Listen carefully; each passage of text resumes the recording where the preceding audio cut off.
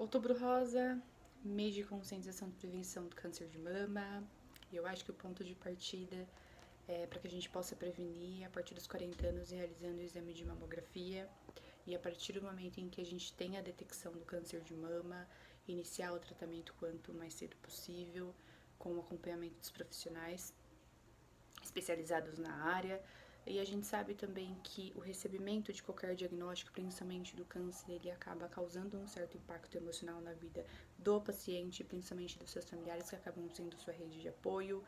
E então é importante com que esse paciente ele faça um acompanhamento, seja com psicólogo do campo hospitalar ou psicólogo clínico, para que ele possa enfrentar esse processo de adoecimento, do recebimento do diagnóstico e principalmente do tratamento dessa doença.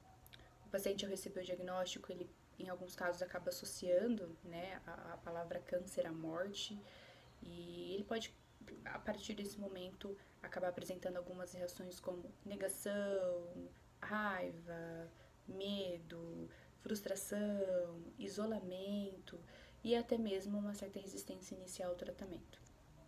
Então, em acompanhamento com um profissional da área de psicologia, é importante a identificação de quais são os medos, as frustrações desse paciente, as fantasias dele, principalmente, se ele tem claro o que é a doença, qual é o tratamento e os impactos, né? Se o paciente tem claro quais são os impactos que essa doença pode gerar na vida dele e na sua rotina. Então, a psicoeducação é extremamente importante nesse momento, né? Informação para esse paciente do que é a doença, qual é o tratamento, como isso pode impactar na sua rotina do dia a dia.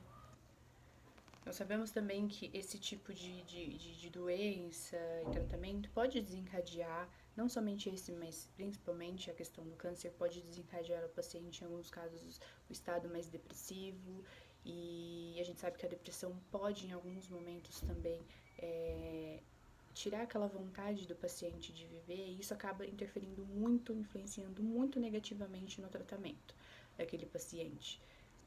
Então, o psicólogo tem um papel muito fundamental aí de auxiliar esse paciente no encorajamento dessa nova realidade, né? Em como lidar com essa nova realidade desse diagnóstico, desse tratamento, dessa doença que ele está apresentando e dessa nova rotina que vai ser iniciada, levando em consideração as limitações que esse paciente tem agora a partir desse diagnóstico que foi dado para ele.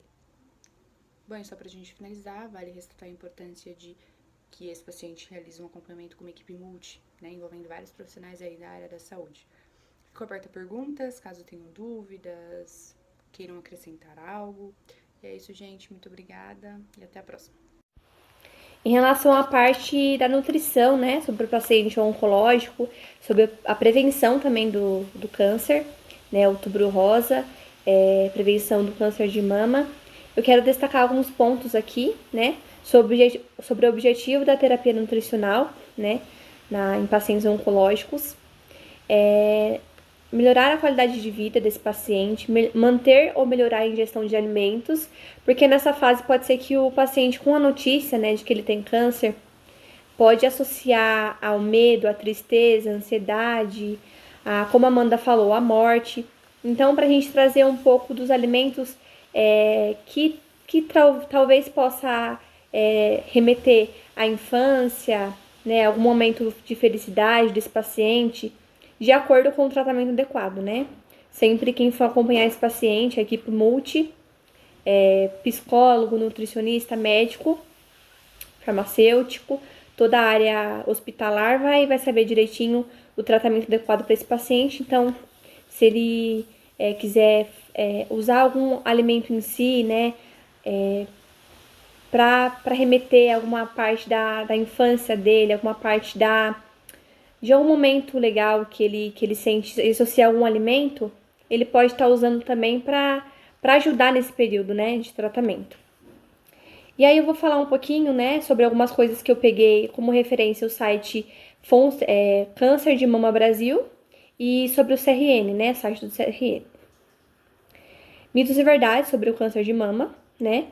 Os mitos, né, que algumas pessoas falam que desodorante causa câncer de mama, tristeza, né, que pode ser que seja comprovado que tristeza causa câncer de mama.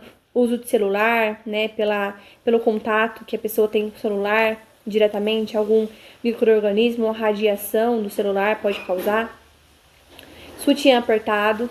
Todos esses itens não são comprovados por estudos nenhum, nem científico, nenhum que não tenha comprovação que o câncer seja acarretado por esses motivos. Algumas verdades, né? Algumas coisas que podem ser, sim, acarretadas do câncer. Fatores hereditários, né? Então, se tem uma tia, uma avó, uma irmã que já teve câncer e tem algum histórico familiar, né, de câncer de mama, pode acontecer e pode ser suscetível, sim, a pessoa a ter a doença. Uso prolongado de anticoncepcionais, não só anticoncepcionais, mas medicamentos hormonais, né, que mexam com alguns hormônios. Obesidade após o período da menopausa, então se essa paciente ela tem uma obesidade após o período que ela parou de menstruar. Obesidade ou sobrepeso em si, então se o paciente ele já tem um sobrepeso, já tem uma obesidade, pode ter também algumas outras comorbidades, né, doenças cardiovasculares, hipertensão, diabetes, pode ser sim um fator de risco para essa doença. Uso de álcool em excesso. E aí algumas coisas que possam ajudar esse paciente manter o controle de peso, né? Então, é ideal ver direitinho no tratamento, no acompanhamento com psicólogo, nutricionistas, essa parte de peso, essa parte de autoestima, né? Para manter um peso adequado para a idade, para a altura.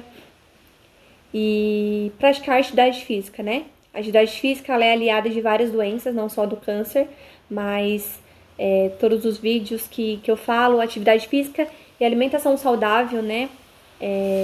São muito importantes, são bons aliados para qualquer tipo de doença. Agora eu vou focar na nutrição no câncer de mama. Eu dividi essa parte em prevenção e tratamento. Então, em relação à prevenção, a gente pode usar uns exames preventivos, né? Mamografia após os 40 anos, como a Amanda já falou também. Ultrassom, depois que for detectada a doença. Ressonância, biópsia, se necessário. Toque, né? Onde o paciente pode se autoavaliar inicialmente para ter um diagnóstico correto no médico, né? Ela pode ter um pouco de noção, né? Se aparecer algum caroço na mama, ela pode sentir ela própria e pode procurar ajuda de um profissional adequado. Em relação à prevenção, também tá ligada a manter uma alimentação saudável, diminuir o consumo de açúcar, álcool, carboidratos simples, que são os doces em geral, né? E o uso de carboidratos complexos, que está presentes nos cereais, nas leguminosas, nas verduras, legumes e frutas.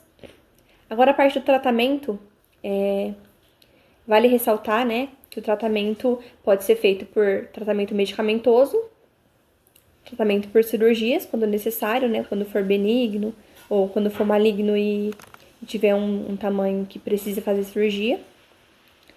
E aí, ao longo do tratamento, é recomendado que o paciente mantenha uma alimentação saudável, mais natural possível, com uso de alimentos orgânicos, uso de alimentos em vapor, né, cozidos a vapor, porque aí não tem nenhuma adição de gordura, de óleo, que pode ser bem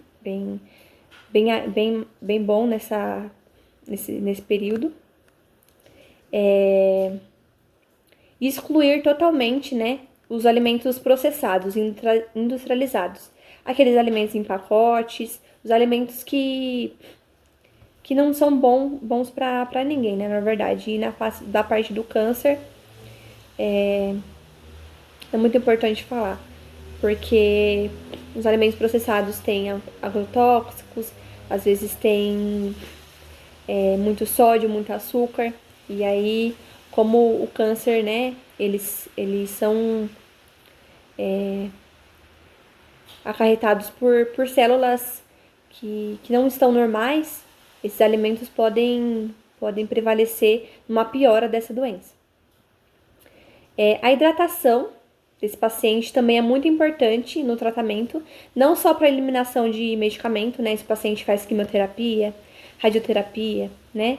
Não só o tratamento medicamentoso, mas essa hidratação também é importante para prevenir né? Uma piora na doença, um agravo. E aí a recomendação de água é a mesma, né, para qualquer indivíduo, de 30 a 35 ml por quilo de peso. E aí tem alguns pacientes que são suscetíveis a desenvolver a doença por serem obesos, com alguma comorbidade, como eu falei, hipertensão, doenças cardiovasculares, diabetes, porque eles apresentam menor tolerância ao tratamento no câncer, pela menor capacidade funcional e pela menor metabolização de medicamentos, né? Então, se o paciente ele é obeso, ele tem um sobrepeso e ele vai começar tratamento oncológico, pode ser que atrapalhe nesse processo, né? Seja pela quimioterapia, né? Seja pelo tratamento medicamentoso, radioterápico que ele faça. E falando de novo sobre a ressignificação do alimento, ressignificar. Muito importante falar que o alimento, ele é muito importante, né? Tanto na parte de ter uma alimentação saudável e cuidar do corpo, da aparência, do psíquico, de tudo, né? Porque ele liga a muitas coisas. Ele também é considerado um alimento que lembra, né, o paciente de algum momento específico da vida, que remeta à infância. Então, a alimentação não é só o ato de você se alimentar, ficar satisfeito, ficar cheio, não. O alimento tem uma, uma capacidade de mudar pessoas de dentro para fora, né? Então é importante ressaltar isso. Ainda mais nesse momento que os pacientes oncológicos passam, né? Que é um momento muito difícil, mas que, como a Amanda falou, para mostrar um encorajamento, né? Da parte profissional, quanto da rede de apoio, as pessoas ao redor, é muito importante. E por último, quero falar sobre uns alimentos que ajudam a recuperar a energia durante o processo de tratamento cancerígeno, né? Então, os alimentos em si são os alimentos que têm as cores mais fortes, né? Os alimentos verdes escuros, como couve, rúcula, brócolis, agrião,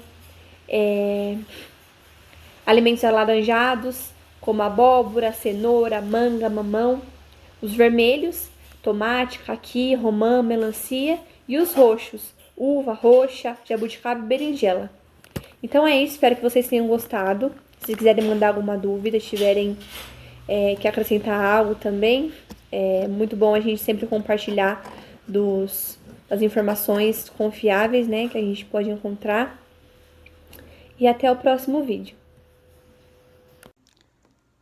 Outubro Rosa, mês de conscientização de prevenção do câncer de mama. E eu acho que o ponto de partida é para que a gente possa prevenir a partir dos 40 anos realizando o exame de mamografia. E a partir do momento em que a gente tem a detecção do câncer de mama, iniciar o tratamento quanto mais cedo possível, com o acompanhamento dos profissionais especializados na área. E a gente sabe também que o recebimento de qualquer diagnóstico, principalmente do câncer, ele acaba causando um certo impacto emocional na vida do paciente, principalmente dos seus familiares, que acabam sendo sua rede de apoio. E então é importante com que esse paciente ele faça um acompanhamento, seja com psicólogo do campo hospitalar ou psicólogo clínico, para que ele possa enfrentar esse processo de adoecimento, do recebimento do diagnóstico e principalmente do tratamento dessa doença. O paciente, ao receber o diagnóstico, ele em alguns casos acaba associando, né, a palavra câncer à morte, e ele pode, a partir desse momento, acabar apresentando algumas reações como negação, raiva, medo, frustração, isolamento e até mesmo uma certa resistência inicial ao tratamento. Então, em acompanhamento com um profissional da área de psicologia, é importante a identificação de quais são os medos, as frustrações desse paciente, as fantasias dele, principalmente, se ele tem claro o que é a doença, qual é o tratamento e os impactos, né? Se o paciente tem claro quais são os impactos que essa doença pode gerar na vida dele e na sua rotina. Então, a psicoeducação é extremamente importante nesse momento, né? Informação para esse paciente do que é a doença, qual é o tratamento, como isso pode impactar na sua rotina do dia a dia. Nós sabemos também que esse tipo de doença e tratamento pode desencadear, não somente esse, mas principalmente a questão do câncer, pode desencadear o paciente, em alguns casos, o estado mais depressivo, e a gente sabe que a depressão pode, em alguns momentos também, tirar aquela vontade do paciente de viver, e isso acaba interferindo muito, influenciando muito negativamente no tratamento daquele paciente. Então, o psicólogo tem um papel muito fundamental aí de auxiliar esse paciente no encorajamento dessa nova realidade, né? Em como lidar com essa nova realidade desse diagnóstico, desse tratamento, dessa doença que ele está apresentando e dessa nova rotina que vai ser iniciada, levando em consideração as limitações que esse paciente tem agora a partir desse diagnóstico que foi dado para ele.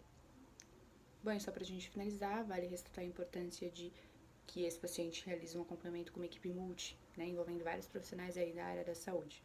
Fico aberta a perguntas, caso tenham dúvidas, queiram acrescentar algo. E é isso, gente. Muito obrigada e até a próxima.